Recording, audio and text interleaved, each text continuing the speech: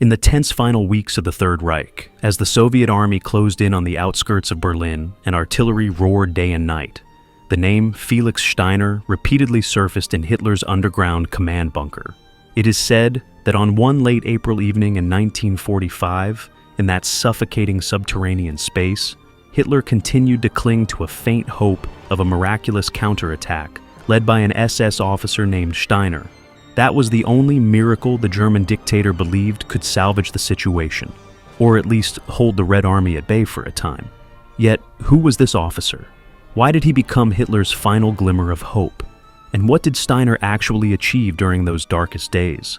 Felix Martin Julius Steiner was born in 1896 in Stallupönen, a small town in East Prussia, now part of Russia.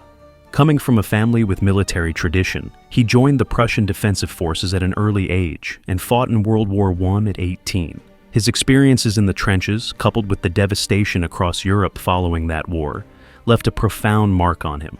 During the Weimar Republic, Steiner continued serving in the Reichswehr, Germany's military force limited by the Treaty of Versailles.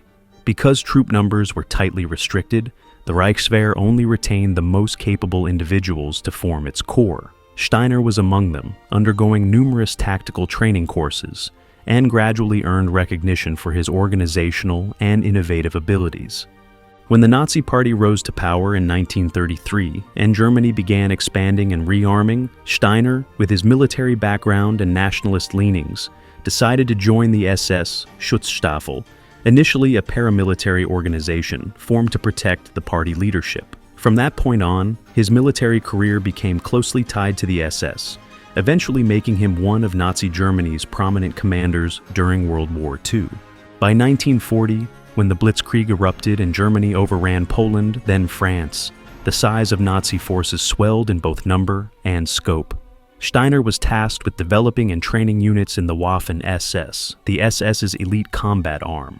Notably, he left a strong imprint by organizing and leading the SS division WWII, which recruited volunteers from Northern Europe, Norway, Denmark, the Netherlands, and others, under Nazi Germany's command. One reason WWII quickly became a formidable unit was its flexible small unit combat approach. Steiner emphasized initiative among junior officers, urging them to adapt swiftly rather than await centralized orders. This differed from the traditional German military approach, which was highly hierarchical. Many military historians note that Steiner's outlook was comparatively modern, focusing on concentrated firepower and mobile attack formations. During the initial phase of Operation Barbarossa in 1941, the Viking Division advanced deep in the southern sector, engaging in brutal fighting in Ukraine and along the Don River. Its ferocity and discipline earned praise from several German field marshals. Yet, Steiner soon discerned potential pitfalls. Rapid campaigns across Soviet territory could become mired if supply lines faltered or if Germany underestimated the Red Army's resolve. At that time, however, few within the Nazi leadership paid attention to such warnings. From 1942 to 1943, the German-Soviet front became a vicious war of attrition. German forces were halted at Moscow, then suffered a crushing defeat at Stalingrad. The Viking Division and other Waffen-SS units remained active in battles along the Don and Volga rivers, or in attempts to regain control around Kharkov. Steiner witnessed the drastic change in momentum, from massive German offensives to desperate efforts plugging gaps in the lines under unrelenting Soviet counterattacks. Nonetheless, he retained favor with superiors for his composure and ability to organize orderly withdrawals. In July 1943, when the Battle of Kursk erupted, the largest tank engagement in history, the Waffen-SS was heavily involved. This encounter revealed Germany's definitive setback. It failed to dominate the Soviet armored forces. After Kursk, Germany steadily lost strategic advantage, forced into defensive operations along the vast Eastern Front. Many SS soldiers later recalled that Steiner always appeared confident, no matter how dire the situation. He did not show uncertainty in front of his subordinates and continually motivated them. Even so, underlying tensions remained between him and some traditional Heer Army generals who viewed the SS as political soldiers. While Steiner was seen as favoring SS officers, However, in Hitler's eyes, Steiner stood out as one of the few SS commanders genuinely capable in battle. Hitler's trust placed Steiner at the center of events in the Reich's final days. By late 1944, Germany's position on both the eastern and western fronts had deteriorated severely.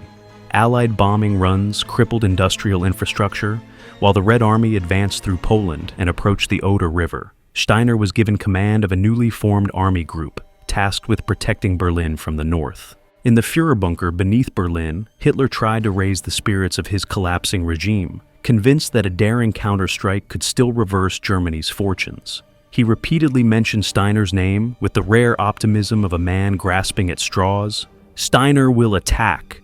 Steiner will save Berlin. As for Steiner, his resources were limited and lacked sufficient heavy equipment. Most of the troops in his army group were either raw conscripts, older men, or veterans with low morale after multiple defeats. Still, he worked to reorganize defensive lines and sent detailed reports to high command. Reality, however, was far more grim than Hitler's wishes. On April 22, 1945, during a bunker briefing, Hitler was informed that Steiner could not launch the counterattack he desired. Soviet forces had crossed the Oder, pushing toward the heart of Berlin from multiple directions. According to witnesses, Hitler erupted in anger, declaring, "Steiner has betrayed me." Yet Steiner himself had no other options. The forces at his disposal were too meager to mount any miraculous breakthrough Hitler had imagined. In post-war documents, Felix Steiner's role is subject to debate. Some historians believe he did his utmost to defend Berlin, but the circumstances were insurmountably unfavorable. Perhaps he never promised Hitler a large-scale relief offensive. The story may have originated from Hitler's own delusion and pressure. Others criticize Steiner for remaining loyal to the Nazi regime, even when its collapse was clear. As a Waffen-SS commander, he was inevitably tied to Hitler's war apparatus, including crimes committed by SS units on the Eastern Front. Though he denied involvement in civilian massacres, his high rank in the SS inherently implicated him. After Berlin fell, Steiner retreated west, preferring to surrender to U.S. forces rather than be captured by the Red Army. He formally surrendered in May 1945, underwent interrogation and internment, but did not face trial at the Nuremberg proceedings, as many other SS leaders did, partly due to insufficient evidence linking him to direct war crimes. In the 1950s, he lived quietly, occasionally publishing memoirs in which he praised the warrior spirit of Waffen-SS units and attributed Germany's downfall to political scheming. He died in 1966, taking with him lingering mysteries and controversies over his role and personal honor. Steiner's story shows him to be a complex product of early 20th century German militarism, shaped by the strict Reichswehr, joining the SS under Nazism, participating in major Eastern Front campaigns, and ultimately cast as the last savior Hitler clung to. Though skilled in organizing and shaping the elite Viking division, he personified an SS command style somewhat more pragmatic than mere political posturing. Yet his name remains entwined with the counterattack that never happened in April 1945. The image of Hitler in the bunker, desperately pinning his hopes on a doomed plan, underscores the tragic end of the Nazi regime. Steiner, in that moment, was the supposed hero in the dictator's fantasy, but at the same time, a powerless general, incapable of reversing a fate already sealed. Some analysts argue this episode reflects the risks of absolute power. Such a system fosters decisions detached from reality. Hitler's baseless faith in Steiner's attack epitomized the rift between battlefield conditions and strategic thinking at the highest level. Even if Steiner was talented, with scarce resources, failing morale, and an overwhelming enemy, any proposal to counterattack existed only on paper. In the broader scope of World War II, history Felix Steiner may not be as renowned as Rommel, Guderian, or Manstein, yet he occupies a unique position in the final, desperate hours of the Third Reich. Evolving from an innovative commander who helped elevate the Waffen-SS, he became the last resort for Berlin's defense under impossible circumstances. Some see him as a victim of Hitler's ultimate delusion. Others view him as an integral part of the apparatus that prolonged the war's tragedy. Either way, his career embodies various facets of ambition, discipline, misplaced loyalty, and subservience to a destructive ideology. Ultimately, Steiner's attack, the phrase immortalized in accounts of the Battle of Berlin, remains linked to a collapsing regime, a dictator's delusions, and a general who could not turn those delusions into reality.